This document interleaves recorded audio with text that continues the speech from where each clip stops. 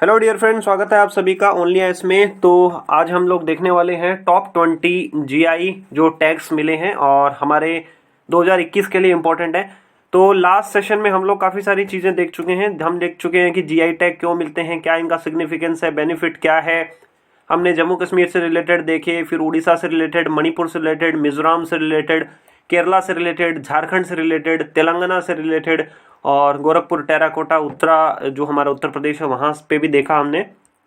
अब हम लोग जो शुरू करने वाले हैं वो आज हम जो देखने वाले हैं वो तमिलनाडु के और बाकी जो अदर स्टेट्स के हैं जो कि रिसेंटली न्यूज़ में रहे हैं, काफ़ी रेलेवेंट है, वो सब चीज़ें हम लोग देखने वाले हैं। देखिए, सबसे पहला जो तमिलनाडु से जो इस बार इम्पोर्टेंट रहा है जीआई टैग वो है पलानी पंचामृतम। ठीक है, ये फेमस है। जो पलानी टाउन है या पलानी जो हिल्स के ऊपर ये पलानी जो शहर बसा हुआ है, कस्बा बसा हुआ है, ये डिंडीगुल डिस्ट्रिक्ट तमिलनाडु के अंदर आता है। ठीक है, अब इसके नाम से ही क्लियर है पंचामृतम, यानी कि ये देखो पंचा पंचा मतलब पांच, पांच चीजों के मिश्रण से बना हुआ अमृत। ठीक है, तो इसमें 5 नेचुरल सब्सटेंसेस मिले होते हैं, banana, jaggery, cow ghee, honey and cardamom. मतलब ये 5 चीजों के मिश्रण से बनाया जाता है। केला, गुड़ हो गया, गाय का घी हो गया, शहद हो गया, इलायची। इसके अलावा इसमें एडिशन कुछ किया जा सकता है, जो डेट्स हो गए, डायमंड शुगर हो गया, कैंडी, मतलब वो तो ऊपर से आप कुछ भी डाल सकते हो। ठीक है, अब ये देखिए इसका यूज क्या होता है। जो भगवान मुरुगन है, भगवान मुरुगन की तमिलनाडु में बहुत पूजा की जाती है, तो उनके अभिषेक के प्रसाद के रूप में इसको उपयोग में लिया जाता है। मतलब एक तरीके से बोल सकते हो this is used as a prasadam. ठीक है, जैसे लोग तिरुपति जाते हैं तो वहां पे तिरुपति का लड्डू बहुत फेमस है प्रसाद के तरीके से, उसी तरीके से ये जो पलानी पंचामृतम है वो भी फेमस है। ठीक है, इसकी बड़ी बात क्या है कि ये एक सेमी सॉलिड स्टेट में रहता है। मतलब ना तो ये ठोस है, ना ही ये तरल है, ना लिक्विड है, ना सॉलिड है, मतलब बीच बीच का मिक्सचर है। ठीक है, और इसके अंदर जो है वो कोई भी किसी भी तरीके का पानी यानी कि वाटर की एक बूंद भी जो है वो मिक्स नहीं की जाती है। ठीक है, लोगों का मानना है कि भाई जो पंचामृतम खाएगा, जो पंचामृतम प्रसाद को ग्रहण करेगा, उसकी सारी बीमारियां, सारे कष्ट जो हैं वो दूर हो जाएंगे। ठीक है, नेक्स्ट देखते हैं थांजावुर पिथ वर्क्स। अब ये जो थांजावुर है ये भी तमिलनाडु के अंदर ही आता है। ठीक है, अब देखिए ये थांजावुर जो पिथ वर्क है, इसमें क्या होता है, ये लकड़ी के ऊपर काम किया जाता है। ये लकड़ी जो है वो एक स्पेशल जो प्लांट है उससे हम लोग करते हैं, निकालते हैं, और फिर उसके बाद में लकड़ी से, आप यहाँ साइड में देख रहे होंगे कि ये जो मंदिर बनाया गया है एक लकड़ी के ऊपर। ठीक है, तो ये पहले जो नेटी जो पिथ होता है उसको एक्सट्रैक्ट किया जाता है। ठीक है, और उसमें प्लांट जो है वो कई तरीके के हो सकते हैं, इंडियन सीरीज हो सकता है, मैंगो हो सकता है, रोजवुड हो सकता है, नीम हो सकता है। मतलब प्लांट का पहले पिथ एक्सट्रैक्ट किया जाता है, उसके ऊपर जो है वो काम किया जाता है। अब इसके अंदर फेमस क्या क्या बनाया जाता है, जो बृहदेश्वर टेम्पल है थांजावुर का, उसको बनाया जाता है। भगवान गणेश की मूर्ति, माता दुर्गा की मूर्ति, मदुरई मीनाक्षी जो टेम्पल है वो बना सकते हैं। ठीक है, जो गीता के उपदेश हैं उनको बनाया जाता है। गंगाई कोंडा चोलापुरम जो है उनका भी जो है बनाया जाता है। तो मतलब एक तरीके से ये है कि भाई ये लकड़ी के ऊपर, लकड़ी का जो एक्सट्रैक्ट होता है, जो पेड़ का जो पिथ होता है उसको एक्सट्रैक्ट किया जाता है, उसके ऊपर ये काम किया जाता है। ठीक है, इसी में सिमिलरली तमिलनाडु की एक कोविल पट्टी कदलाई मिठाई। ठीक है, अब ये देखते हैं ये क्या चीज है। देखो ये बेसिकली क्या है, जो ग्राउंड नट और जैगरी जो होता है उसी का मिक्सचर होता है। जैगरी इन द सेंस एक गुड़ का एक टाइप हम लोग मान सकते हैं, और ये ग्राउंड नट यानी कि मूंगफली। ठीक है, जो लोग नॉर्थ इंडिया में रहते होंगे, मध्य प्रदेश, राजस्थान, तो वहां पे भी ये सिमिलर चीज जो है वो एक मिलती है, जिसका नाम कई जगह जो नाम है वो गजक के नाम से फेमस है। ठीक है, गजक के नाम से या गजक पट्टी के नाम से। ठीक है, तो ये चीज़ है। अब ये क्या होता है कि एक टाइप से स्वीट है बहुत, मतलब जो वहाँ पे रिलीजियस फेस्टिवल्स होते हैं उस टाइम भी ये बनाई जाती है, और इसको बनाने के लिए एक वहाँ पे स्पेसिफिक रिवर है, उसका वाटर जो है वो उसी का उसके पानी का जो है वहाँ पे यूज़ किया जाता है। ठीक है, तो काफ़ी फेमस है और दुनिया भर में ये प्रसिद्ध है ये मिठाई। ठीक है, सिमिलरली अब देखिए तमिलनाडु से ही एक है अरुम्बावूर वुड। ठीक है, ये इसमें क्या होता है कि जो लकड़ी होती है, लकड़ी के ऊपर नक्काशी की जाती है, लकड़ी के ऊपर जो है वो वुड कार्विंग की जाती है। ये लकड़ी जो मेनली जो है वो पंचामलई जो हिल्स है वहां पे मिलती है, जो मार्सी एरिया दलदली इलाका वहां पे है, वहां पे ये लकड़ी जनरली पाई जाती है।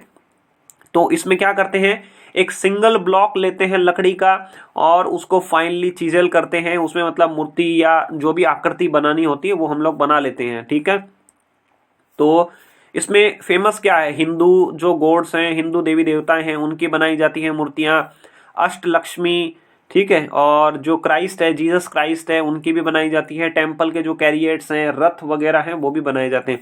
तो हालांकि ये डिटेल्स हमें पता होनी चाहिए, बट एग्जामिनेशन के पर्पज से तो हमें बेसिकली ये ध्यान में होना चाहिए कि ये अरुम्बावुर वुड जो है वो कौन से स्टेट के अंदर है, और इवन हमें मैप पे भी ये पता होना चाहिए कि ये पंचामलई जो हिल्स है कहाँ पे है, इस तरीके से। ठीक है, नेक्स्ट देखते हैं, अगेन तमिलनाडु से ही रिलेटेड है, ये डिंडीगुल लॉक्स के बारे में है, डिंडीगुल के ताले। ठीक है, तो डिंडीगुल जो डिस्ट्रिक्ट है वहां पे ये फेमस है तमिलनाडु में, काफी इनकी अच्छी क्वालिटी है, बहुत ड्यूरेबल है, मतलब बहुत चलते हैं। तो जो भी आप लोगों में से करोड़पति, बिलीनियर, मिलीनियर है, तो वो लोग डिंडीगुल के लॉक्स जरूर खरीदिए और अपनी प्रॉपर्टी को सेव करिए। ठीक है, तो मेन चीज क्या है कि वहां पे उस एरिया के अंदर डिंडीगुल में जो एरिया है वो आयरन के लिए बहुत प्रसिद्ध है। तो आयरन यानी कि लोहा, लोहे के लिए प्रसिद्ध है, तो लोहे से बना ताला। ठीक है, डिंडीगुल को लॉक सिटी के नाम से भी जानते हैं। हालांकि प्रॉब्लम ये है अब डिंडीगुल के साथ आजकल, कि डिंडीगुल के ताले कोई खरीद नहीं रहा है, उतना डिंडीगुल जो है वो फेमस नहीं रहा है जितना पहले रहा था। क्योंकि नॉर्थ इंडिया में अगर हम बात करें, अलीगढ़ जो कि उत्तर प्रदेश में है, अलीगढ़ के ताले भी जो है वो बहुत प्रसिद्ध हैं। दैट्स वाई तमिलनाडु के इस डिंडीगुल लॉक्स को फुल कंपटीशन मिला हुआ है। ठीक है, अब नेक्स्ट हम देखते हैं कंदांगी साड़ी। ठीक है, अब देखिए कंदांगी साड़ी की जो फेमस चीज क्या है, इसमें जो बॉर्डर होता है, जो साड़ी का जो बॉर्डर होता है वो अपने आप में कॉन्ट्रास्ट होता है, काफी कलरफुल रहता है, और ये बॉर्डर का जो साइज है वो काफी बड़ा रहता है। इवन 2/3 जो है साड़ी वो मतलब ये अकेले बॉर्डर से बनती है। ठीक है, और ये जब बनती है तो मेनली ये फैमिली वर्क होता है, मतलब फैमिली के अंदर अगर 4-5 आदमी हैं तो वो 4-5 जो मेंबर हैं वो सारे मिलके ही जो है वो इस साड़ी के ऊपर काम करते हैं। ठीक है, तो ये कंदांगी साड़ी है, पता होना चाहिए हमें कि भाई ये तमिलनाडु के अंदर है। नेक्स्ट चलते हैं कर्नाटक, चन्नापटना टॉयज। अब ये चन्नापटना टॉयज तो है वो पिछले 1 साल से इतना न्यूज में है, पूछो मत। इसकी न्यूज में आने की शुरुआत उस दिन हुई थी जब प्रधानमंत्री मोदी जी ने अपने संडे की 11 बजे की जो मन की बात रहती, उसमें उन्होंने ये चन्नापटना टॉयज के बारे में उन्होंने ये बात की थी। ठीक है, चन्नापटना टॉयज मेनली लकड़ी से बनाए जाते हैं, काफी कलरफुल होते हैं, और रिसेंटली आपको ध्यान होगा एक टॉयाथन जो है वो चालू की गई है। मतलब एक जैसे हैकाथॉन होता है वैसे ये एक टॉयाथॉन जो है वो चालू की गई थी। मतलब ये लकड़ी वगैरह के या हमारे जो इंडिजीनस जो टॉयज हैं उनको प्रमोट करने के लिए। ठीक है, तो हम फिर से आते हैं बैक टू चन्नापटना टॉय। देखो चन्नापटना कहाँ पे है, चन्नापटना जो है वो रामनगरा डिस्ट्रिक्ट कर्नाटक के अंदर है। ठीक है, लकड़ी के टॉय बनाए जाते हैं, लकड़ी की गुड़ियां बनाई जाती है, मतलब डॉल्स बनाई जाती है। ठीक है, और इसका इतिहास जो है वो लगभग 200 साल पुराना है।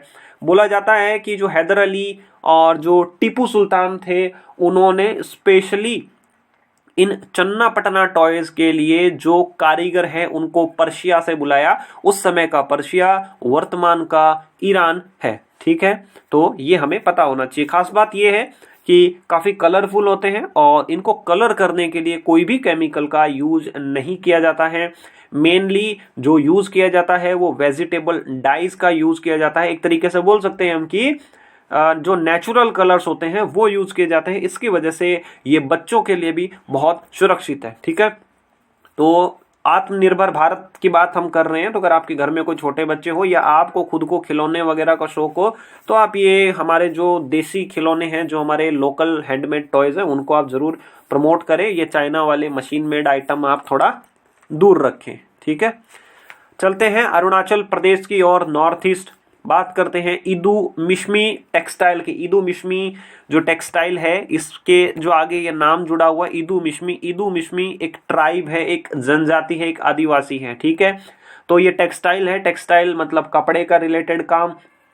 इसके जो रेशे होते हैं, जो यार्न होता है, ठीक है, वो कहाँ से होता है, वो नेटल प्लांट से आता है। ठीक है, अब ये नेटल प्लांट कहाँ पे होता है, नेटल प्लांट भी स्पेसिफिकली जो वाइल्ड एरियाज है अरुणाचल के वहां पे ये पाया जाता है। ठीक है, और काफी इसमें डिजाइन की जाती है, ज्योमेट्रिकल पैटर्न्स जो है वो बनाए जाते हैं, जैसे अपना ट्राइंगल हो गया, त्रिभुज हो गया, वृत्त हो गया। ठीक है, और इस तरीके से तो आप यहाँ पे देख सकते हो कि ये रोम्बस बनाया हुआ है, रेक्टेंगुलर है, वर्ग है, आयत है, ठीक है, रेखाएं हैं, लाइन है, इस तरीके से सब कुछ आप यहाँ पे देख सकते हो। इदू मिश्मी ये हमारा जो टेक्सटाइल हो गया। चलते हैं अब गोवा की ओर। गोवा, तो जब गोवा का नाम आता है तो एक फेमस डेस्टिनेशन याद आती है कि चलो भाई अब गोवा चलेंगे घूमने। ठीक है, तो गोवा तो आप जब आपकी जॉब लग जाए तब आप लोग जरूर गोवा जाना है, पहले भी जा सकते हो चिल मारने के लिए। चलते हैं, देखिए खोला चिल्ली, खोला चिल्ली के बारे में है कि खोला चिल्ली जो है वो मेनली हिली जो एरियाज हैं, जो पहाड़ी जो इलाके हैं उसमें जो हिली जो स्लोप्स हैं वहां पे खोला चिल्ली को उगाया जाता है और रेनफेड कंडीशन के अंदर ही उगती है। मतलब इनको उगाने के लिए हमें ये नेसेसरी है कि रेन अवेलेबल हो, बारिश जो है वो अवेलेबल हो। ठीक है, और सोयल और क्लाइमेट का बहुत बड़ा एक रोल है। अगर स्पेसिफिक फीचर्स की बात करें तो ब्रिलियंट रेड कलर है। ठीक है, और इसका जो टेस्ट है वो मीडियम पंजेंट है, मतलब ऐसा नहीं होता है कि बहुत ज्यादा कोई तीखा है, इस तरीके से नहीं है। अब गोवा है, ठीक है, तो गोवा से रिलेटेड आपको एक चीज ध्यान रखनी है कि 1961 के अंदर गोवा को भारत ने आजाद करवाया था पुर्तगालीज से। तो 1961 हुआ, अभी कौन सा ईयर चल रहा है, 2021, मतलब 50 साल हो गए। तो आपको ये थोड़ा सा ध्यान में होना चाहिए। ठीक है, और गोवा के अंदर ये जो चिलीज है इसको किसने इंट्रोड्यूस किया था, इसको अगेन जो पुर्तगाली वहां पे थे, पुर्तगाली लोगों ने ही इसे, जो वहां पे पुर्तगाली जो रूलर्स थे उन्होंने ही इस गोवा के अंदर खोला चिल्ली को इंट्रोड्यूस किया था। ठीक है जी, अब देखते हैं असम, अगेन नॉर्थ ईस्ट। अब ये आता है काजी नेमू। ठीक है, तो जो नींबू होता है, लेमन होता है, उसी से रिलेटेड ये यहाँ पे देखिए नेमू जो नाम रखा हुआ है, काजी नेमू। ठीक है, काजी नेमू जो है या असम लेमन है, इसकी जो फ्लेवर है वो बाकी जो हमारे जनरल जो नींबू है, लेमन है, उनसे थोड़ा सा ये डिफरेंट है। इसकी जो अरोमा है, इसकी जो खुशबू है वो भी थोड़ी अलग है। ठीक है, एक खास बात ये भी है कि अगर जब ये राइपन हो जाते हैं, मतलब अगर ये पेड़ पे भी पक जाते हैं तो ये नीचे नहीं गिरते हैं। जनरली क्या होता है कि जब कोई भी फल होता है या इस तरीके से कोई चीज होती है, अगर जब वो राइपन हो जाती है, जब वो पेड़ के ऊपर पक जाती है तो वो ग्रेविटी के कारण जो है वो नीचे गिर जाती है। ठीक है, बट इसमें क्या है कि जो ये काजी नेमू जो है वो पक जाते हैं, बट स्टिल वो काफी लंबे समय तक जो है वो पेड़ के ऊपर ही लगे रहते हैं, अपने आप नीचे नहीं गिरते हैं। और ये जो है वो एक क्लस्टर के मतलब फॉर्म में आते हैं, जो काजी नींबू लगते हैं क्लस्टर के फॉर्म में लगते हैं, मतलब एक जगह ही 10-20 नींबू लग गए, 2, 4, 5, 10, मतलब इस तरीके से क्लस्टर मतलब एक झुंड में ये लगते हैं। ठीक है, तो ये हमें पता होना चाहिए कि जो काजी नेमू जो है वो रिलेटेड है, असम से ये रिलेटेड है। ठीक है, तो ये लगभग हमारे टॉप जो 20 हमने जीआई टैग्स देखे थे। अब थोड़ा सा हम लोग जो है वो प्रीवियस क्वेश्चन के बारे में देख लेते हैं कि यूपीएससी जो है वो किस तरीके से क्वेश्चन पूछता है। डिफरेंट एग्जामिनेशन में आए हुए क्वेश्चन जो है हम लोग देखने वाले हैं। देखो, ये पहला हमारा क्वेश्चन है, ये यूपीएससी के सीएपीएफ एसी जो असिस्टेंट कमांडेंट के लिए होता है एग्जाम 2019 में, उसके लिए आया हुआ है। तो आप लोग जो भी दोगे, जैसे मान लीजिए कि आप में से बहुत सारे लोग जो हैं वो सीडीएस का एग्जाम देंगे, या हो सकता है कि कुछ लोग जो है वो सीएपीएफ एसी का देंगे, स्टेट सर्विसेज का देंगे, उन सब के लिए ये काफी इंपॉर्टेंट है इस तरीके के क्वेश्चन। ठीक है, 1 लाइनर क्वेश्चन। देखो, इसमें दिया है कि रिसेंटली कंधमाल हल्दी को जीआई टैग मिला है, ये कौन से स्टेट से है, तेलंगाना, उड़ीसा, तमिलनाडु, कर्नाटका। तो कंधमाल हल्दी है तो आपको पता ही होगा, बेसिक, बहुत बेसिक सा क्वेश्चन है, यानी कि ऑप्शन नंबर बी ये हमारा करेक्ट हो गया, उड़ीसा। ठीक है, यहाँ पे आप देख सकते हो answer number B is the correct, Kandhamal haldi is from the Odisha. Okay, now the question there is the next question, ये है हमारा सेकंड क्वेश्चन। ये भी जो है वो यूपीएससी में आया हुआ है। इसमें 3 स्टेटमेंट हमें दिए हैं और हमें जो है वो ट्रू बताना है। देखो, ये थोड़ा पुराना क्वेश्चन है, 2-3-4 साल पुराना ये क्वेश्चन है। इसमें दिया हुआ है कि ये जो DIPP है, मिनिस्ट्री ऑफ कॉमर्स के अंदर जो है वो GI टैग देती है। देखो पहले ना ये इसका नाम जो है वो DIPP था, department of industrial policy and promotion, but जैसा कि ये पुराना क्वेश्चन है तो हमने इसको चेंज नहीं किया है, एज इट इज रखा है। अभी ये जो DIPP है इसका नया नाम है DPIIT, ठीक है, department for promotion of industrial trade, इस तरीके से DPIIT, ठीक है, और ministry of commerce and industry के अंदर है, दैट्स इट। तो अब GI टैग से रिलेटेड देखो हमें 3 स्टेटमेंट दिए, हमें 3 स्टेटमेंट को कंसीडर करना है और उसके बाद देखना है। देखो पहला क्या दिया है, ए जियोग्राफिकल इंडिकेशन और GI is a sign used on the product that have a specific geographical origin and possess quality और a reputation that are due that origin. मतलब इसमें बोला है कि GI टैग दिया जाता है कि भाई कोई स्पेसिफिक जियोग्राफिकल ओरिजिन से आया है या स्पेसिफिक क्वालिटी है, रेपुटेशन है। फिर इसके बाद दिया है कि GI टैग के कुछ एग्जाम्पल दिए हैं, जैसे कि दार्जिलिंग टी को मिला है, महाबलेश्वर की जो स्ट्रॉबेरी है उसको मिला है, जयपुर की ब्लू पोएट्री को मिला है, बनारसी साड़ी को मिला है, और तिरुपति जो लड्डू है उसको मिला हुआ है। तो ये ऐसा हमें दिया हुआ है, ठीक है। तीसरा स्टेटमेंट देखो कि अब इसमें बोला है GI टैग का क्या क्या एडवांटेज है, उसके बारे में बात की गई है कि भाई जो GI टैग है वो एक तरीके से भारत का एक एरिया ऑफ स्ट्रेंथ है, ठीक है, और इसके अंदर बहुत सारे हैंडमेड और साथ साथ में जो मैन्युफैक्चर्ड प्रोडक्ट्स हैं उनको जो है वो GI टैग प्रदान किया गया है। तो 3 हमें स्टेटमेंट दिए को, पहला स्टेटमेंट बिल्कुल सही है, GI टैग जो है वो किसी ऐसे प्रोडक्ट को दिया जाता है जो कि किसी एक खास जियोग्राफिकल ओरिजिन से आता है या उसके पास जो है वो विशेष क्वालिटीज हैं या उसकी रेपुटेशन जो है वो बहुत विशेष है, ठीक है।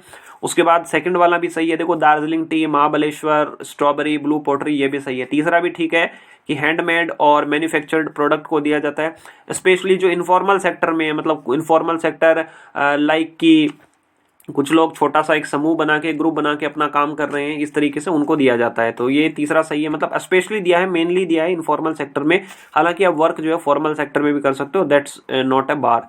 तो तीनों हमारे स्टेटमेंट सही है, ऑप्शन नंबर डी हमारा सही हो गया, 1, 2 and 3, option number D is the right, 1, 2, 3 and correct. Next question जो है वो आया हुआ है CSE प्रीलिम्स 2018 के अंदर। देखो कितना इजी क्वेश्चन आया है, आप किस तरीके से ऑप्शंस को एलिमिनेट कर सकते हो। CS प्रीलिम्स का मतलब UPSC सिविल सर्विस प्रीलिम्स 2018 का क्वेश्चन। इसमें दिया है कि India enacted the geographical indication of goods registration and protection act 1999 in order to comply with the obligation to. Basically बात बोल रहा है कि भारत ने ये geographical indications of goods registration and protection act 1999 बनाया है, किसकी ऑब्लिगेशन के अंदर बनाया है। तो याद होगा आपको, सबसे पहली ही जो स्लाइड है या पहली लाइन हमने जो इस सेशन की, पहले जो हमारा फर्स्ट सेशन था GI टैग के ऊपर, उसी में हमने बात की थी कि किससे बनाया। देखो ILO जो हमारा इंटरनेशनल लेबर ऑर्गेनाइजेशन है, उसमें ये इंटेलेक्चुअल प्रॉपर्टी से रिलेटेड कुछ खास काम नहीं है, ठीक है, तो पहला कैंसिल हो गया।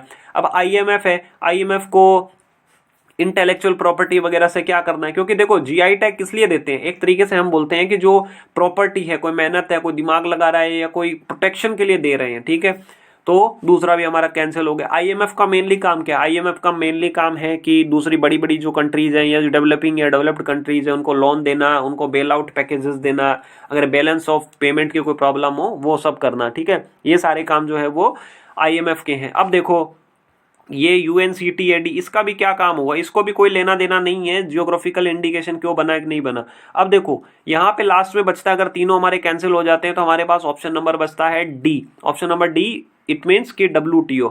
तो WTO का एक रेजीम चला था ट्रिप्स, ठीक है, ट्रेड रिलेटेड इंटेलेक्चुअल प्रॉपर्टी जो रेजीम है उसमें। तो भारत क्योंकि WTO का एक पार्टनर है, WTO को हमने साइन किया हुआ है, रेटिफाई भी कर रखे हैं, हम WTO के एक मेंबर हैं।